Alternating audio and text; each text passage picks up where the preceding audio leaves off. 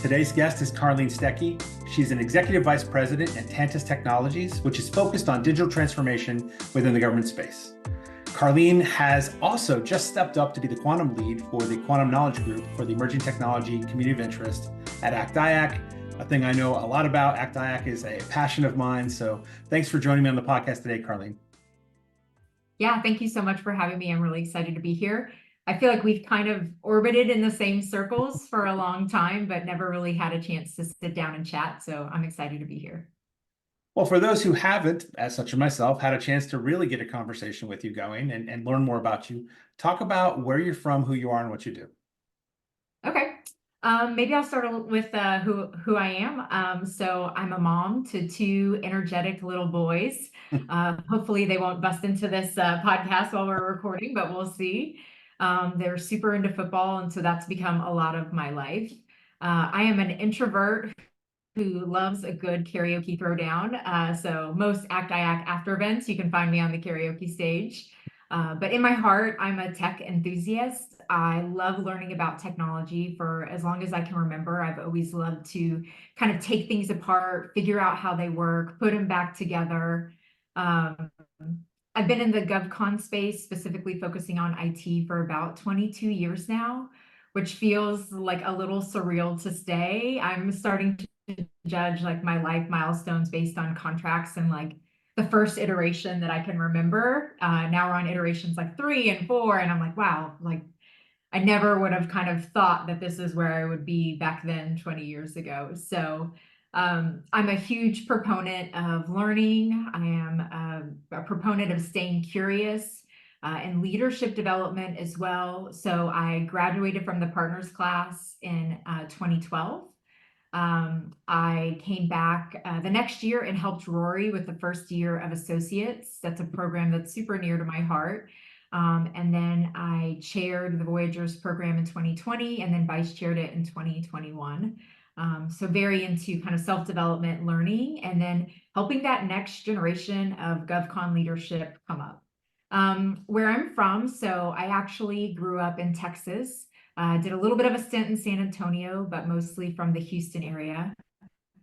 But I think growing up in Texas has really shaped my personality. It's really definitely, I think, defined my leadership style. I am a very much like roll your sleeves up, work alongside my team, work hard, do the right thing even when no one's looking, and have a really strong work ethic. And I think those are things most Texans can say we kind of embody.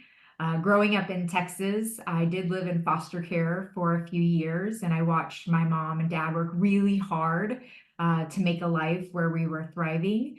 And I think that's also shaped kind of my leadership journey in that I really believe you should lead with empathy and bringing empathy to any situation.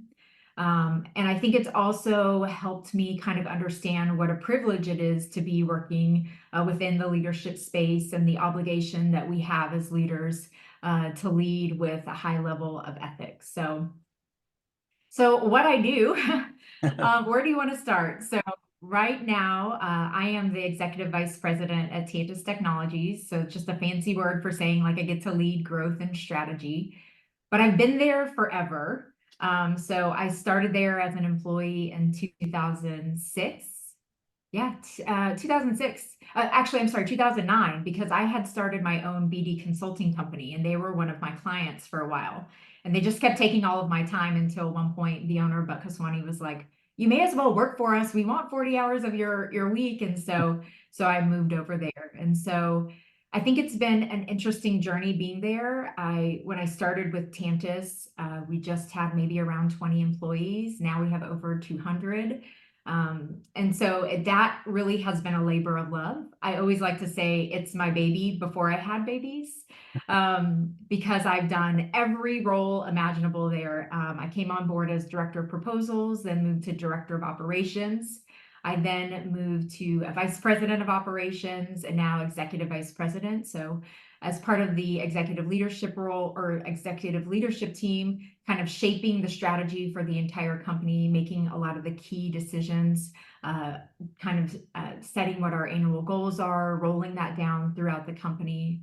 I think I've stayed at Tantus for so long because I've been given the opportunity to help grow a lot of the values that I have within the culture of Tantus. It's been a cool place because I think we don't just see it as another GovCon company, but really as a place where you can go to get complex problems solved. Mm. I think given my background and kind of my history, it's not a coincidence. We do a lot of work in health and human services and NIH. It's something that I feel really passionate about. And so I feel incredibly fortunate because I get to work at this intersection of tech and helping people. And it's like the two things I love the most combined. And so, sometimes work doesn't even feel like a job because I love it so much. Every day I get to think about how do we get to use technology to help people either do their jobs better or to create services that are improving people's lives. And so that's something that I get really excited about. One of the things that I just like hit this career milestone at the end of last year, and that was being awarded over $1 billion in task orders and contracts over my history in this space. And that's not like IDIQ ceiling level, but actual contract value.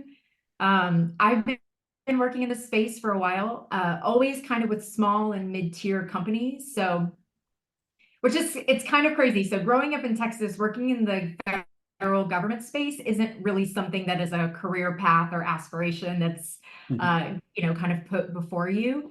I actually started off in high school working, this is very Texan, so hold on, working on a turf farm. So an actual turf farm. I would go after school, I would help load pieces of turf.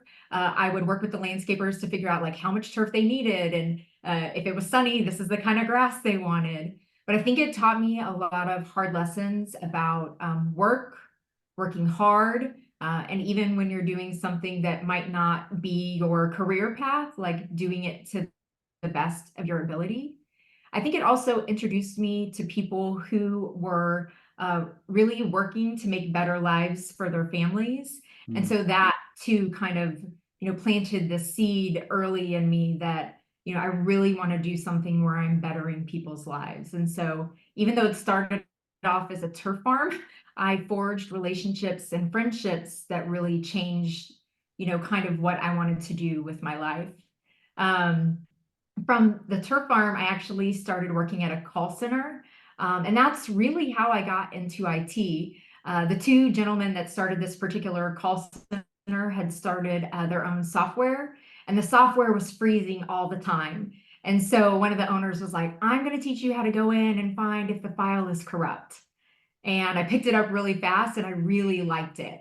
And then after that, they started growing nationwide, and I would kind of go to the different call centers, work with the folks to do everything from cable dropping for networking to figuring out, are there changes that we need to make to this software to help, for this particular area, the geological location or geographical location. And so that really for me was kind of like this moment where I was like, wow, I can do something that I really like and combine technology. This is really awesome. And so from there, kind of the tech path opened up for me. I came to the DC area working for a small tech firm, and kind of through some different companies, ended up landing at a company called Multimax, which most people probably don't remember because it's sold and acquired. But at Multimax, I was introduced to Carlton Jones, who was the president, and I feel incredibly fortunate because he took me under his wing. And from very early on, he was kind of a fantastic mentor for how to do business, how to treat employees, how we treat our customers, and the kind of care that we're going to give them. And even though you might be a small business, you operate with a certain level of kind of respect for the job that's being entrusted in you. And I think that's something that I've really taken with me to some of the different companies that I've worked for. So kind of thinking back, we were working on things like NetSense and ITES 2S, and now these things have gone through like all of these other iterations. But it's interesting kind of knowing the history of some of these vehicles. And now I'm talking to like my other counterparts and I'm like, I remember when we were working on that 20 years ago, and now it's like several iterations later. So that's really cool. It also, while I was at Multimax, I was introduced to Regina Gibson, who was our director of growth at the time. But with those two, kind of this introduction to growing a company, the different mechanisms of growing a company through IDIQs and GWACs, alliances, and the mentor protege partnership that SBA has, the program that they have. So we were doing the mentor protege program back in 2006. So like really early adopters of that. And so I've seen that program grow and change. And it's something that I've carried with me as I've moved to different companies. Tantus, we've had a protege that's graduated. We're on our second protege. And it's a tremendous opportunity to help guide a company, help them like not make the mistakes that you've made. And if you want to talk about learning from the mentor perspective, it's incredibly cool to see these emerging leaders tackling problems in new ways. And so, a lot of times you're like, oh, I'm the mentor, but you end up learning even more because you're exposed to kind of this new thinking, this emerging thinking that you can then bring back to your larger organization. So that's a lot of fun. And I think it's really special that I've gotten to kind of bring that to the different companies that I've worked with. Kind of going back to Tantus, if I look back on my career, when I first started, I was really focusing on proposals, business development, and I kind of thought that that's what my original career path would be. But it was really when I came to Tantus, the owner and CEO, Buck, gave me a seat at the table and was like, okay, operations, this and that. And so I really took on managing all of the operations for Tantus at that time. So finance, contracts, HR, recruiting. And it was an amazing lesson in managing a business, being afforded an opportunity to take risks that I probably wouldn't be able to take at a larger company. And I think it's helped mold me into of course, I still am very empathetic, but it's helped mold me to really understand kind of what risks to watch out for and cultivating a decisiveness in me that I think is really critical for being an effective leader. Our executive leadership team at Tantus is really unique because we've all been there for a while. So I feel like we've grown up kind of together. We've gone through a lot of milestones together. But one thing that we all really share is kind of like this love of learning, this love of growing, and this love of bringing kind of these new ideas to solve problems. And so I think that's incredibly unique. Like we'll have planning sessions, and sometimes we have to plan additional time because one of us will go off on a tangent about this new thing that we're doing this deep dive into, and we're all just kind of like soaking it up. Whether it's AI or quantum, like whatever it is. And so that's really unique and a lot of fun. It's also interesting because when I was in Houston and kind of starting my career, I originally, I majored in psychology. I was planning to become a psychologist. I was applying to master's programs when I actually got the job at the call center. And the thing I loved about the call center was my hours were super flexible, so I could, work on, whatever I needed to work on, but have this incredibly flexible schedule with schooling. And I think that my background in psychology allows me to bring something really different to technology. I don't see technology as being, a problem with implementing something or, just the technology problem. I think I'm able to kind of see the people part of the technology, how people use it, how they might be reluctant to accept it, how, learning these new concepts might seem really overwhelming. And I think that that's one of the things you mentioned that I'm working with the quantum group now. I love taking these really complex topics and trying to break them down into digestible chunks. I think there's something to be said about breaking down these really concepts, these really kind of difficult technology concepts and saying, hey, you know what? If we kind of break these down, they don't seem so difficult. They don't seem so overwhelming, and really advocating for the users when we're thinking about technology. So it's a Hmm. little bit about my journey and how I got here. Yeah, you said some really interesting things that I wanted to kind of ask a little bit more on. So I heard that from a leadership perspective, some things that were important to you were, kind of continuous, always learning, always being on that Yeah. learning journey, empathetic, being empathetic to people, well, it would be people and everybody we interact with, and then decisiveness, which I completely agree with as a necessary component, especially if you're empathetic. You also Right. you gotta, otherwise you can be stuck there thinking about things Yes. forever and just empathizing. Um, are these things that you've had to like work on, or are they naturally just things that you were able to do? Yeah, I think so that's interesting because there have been moments where I think all of them have felt natural, but then also moments where I know that all of them have really needed work. And Hmm. I think that's one of the things, whether it's working in the technology space or whatever space you're in, when you're in leadership, I think you have to constantly kind of be looking at yourself, the organization that you're in, the culture that you want to maintain, and the kind of leader that you want to be. There are some situations that call for frankness and decisiveness, but that doesn't mean you have to throw empathy to the wayside, right? And there are situations that call for a lot of empathy, but it doesn't mean that you have to throw decisiveness to the wayside. And so I think some of those things are, it's kind of balancing those things given the situation that you're in, and the culture that you're really trying to cultivate within a specific organization.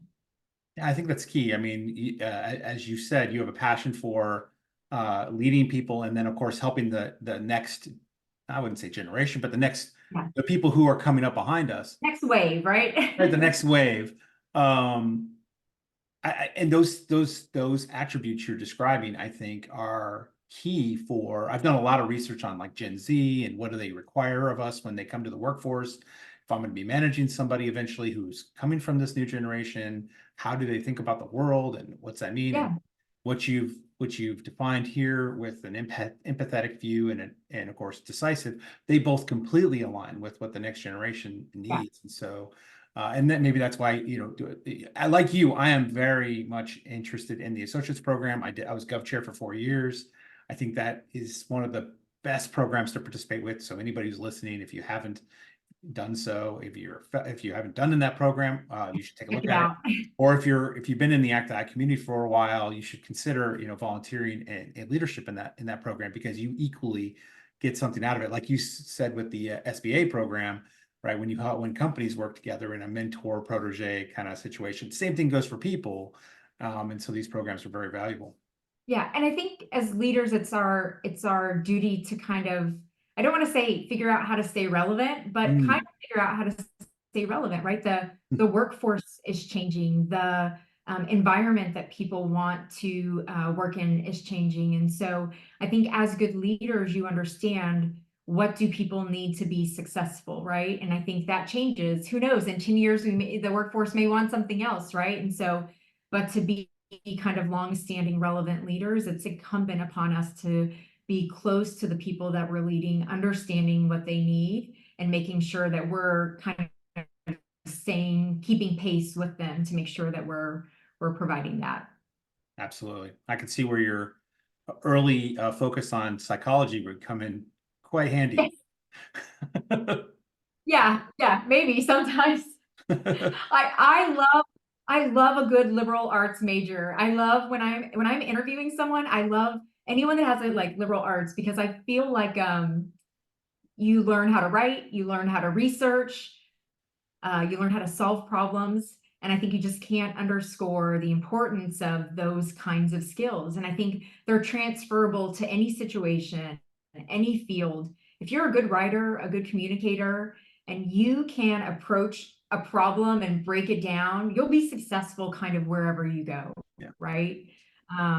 These are life skills. These are the skills that I'm trying to figure out how to teach my children. Of course. And resiliency, yes, yeah. Well, so Carlene, looking back at your career, What's something you witnessed and you were like, man, I wish we did that differently. And it could be within the GovCon industry. It could just be Yeah. generally how we do things in business. And I'll caveat to say we may not be able to solve that problem today. It could be a Yes. big problem, right? It could be a big problem. But what's something we should start to just put some thought into and consider, what that future might be and how we could change that.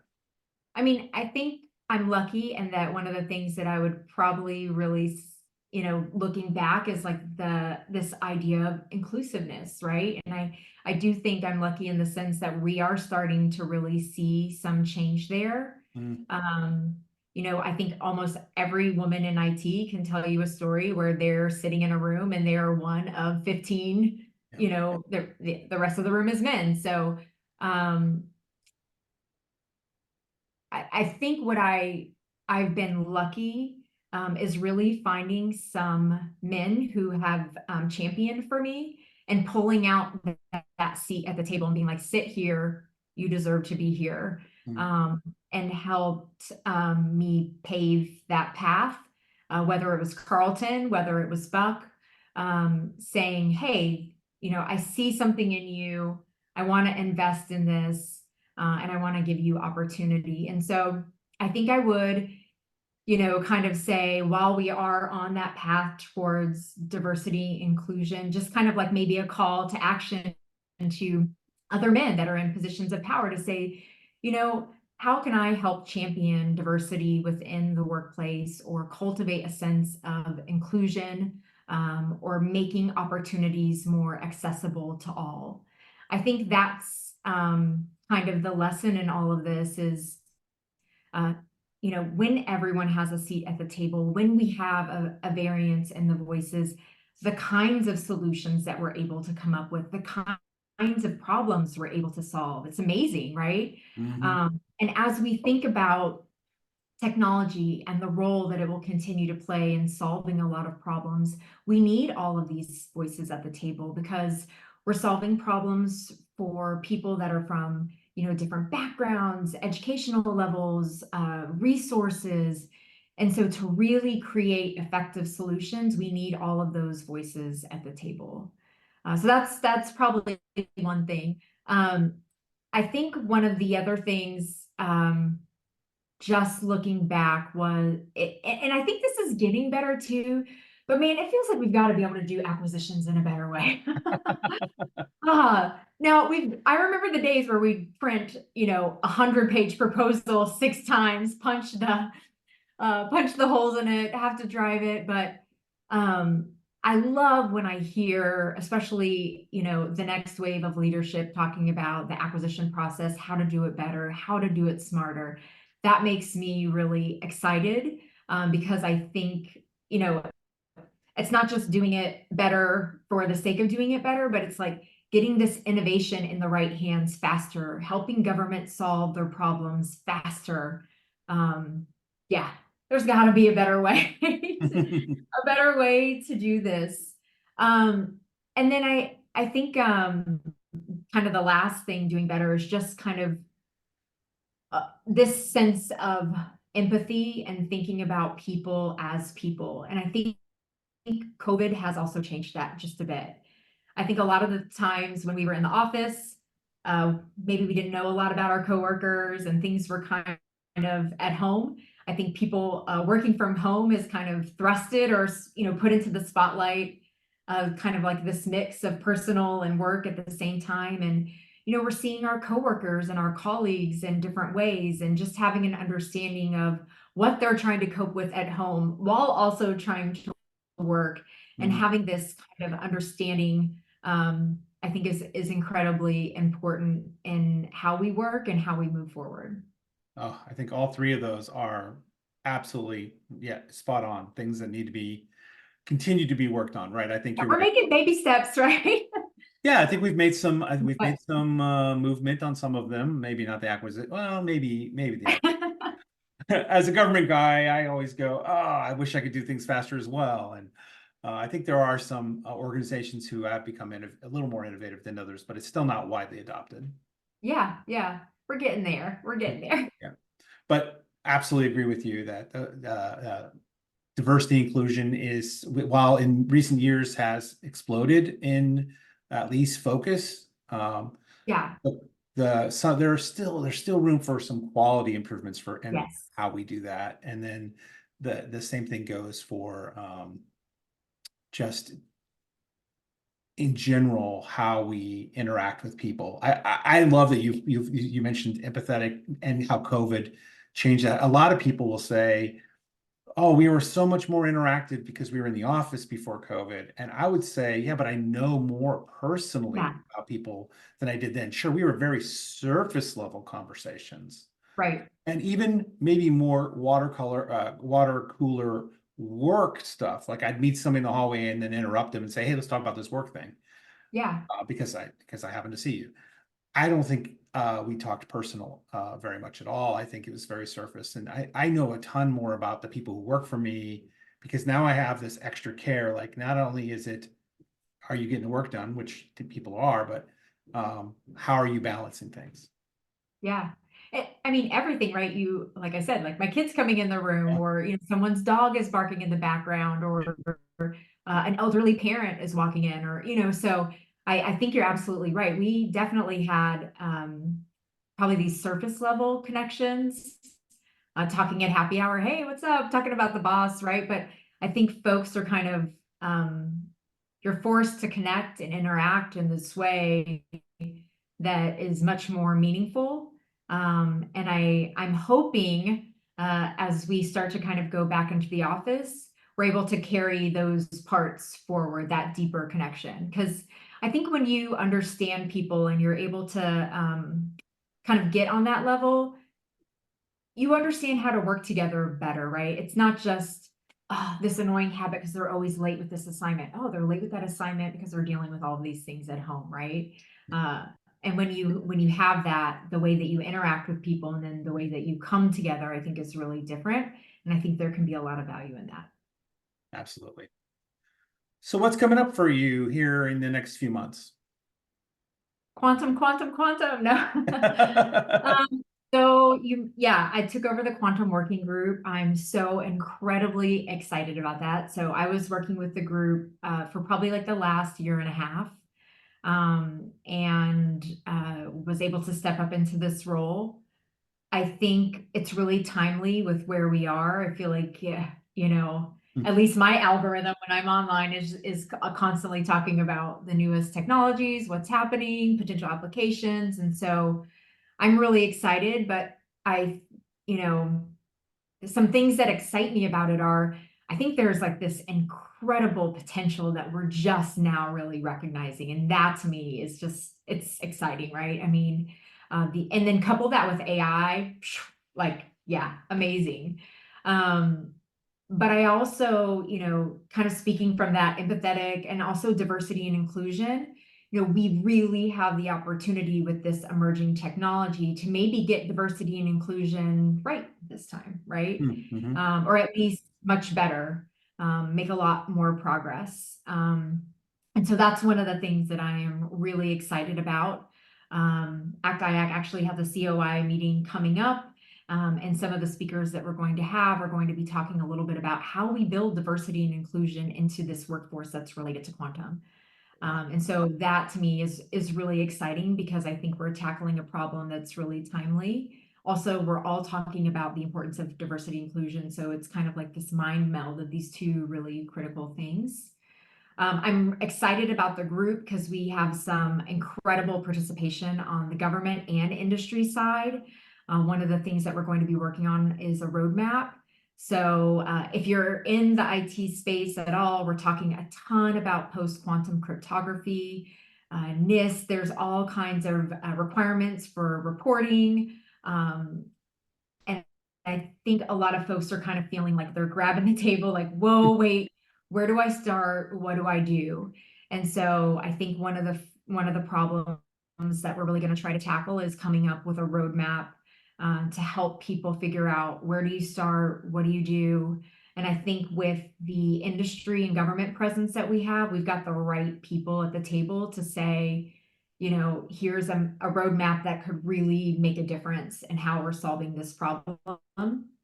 also we have to solve this problem across all kinds of agencies, right? Yeah. And so we've got some leadership from all of these different agencies coming to the table. And so I'm hoping that we're going to be able to build something that is really holistic, that everyone can use and benefit from.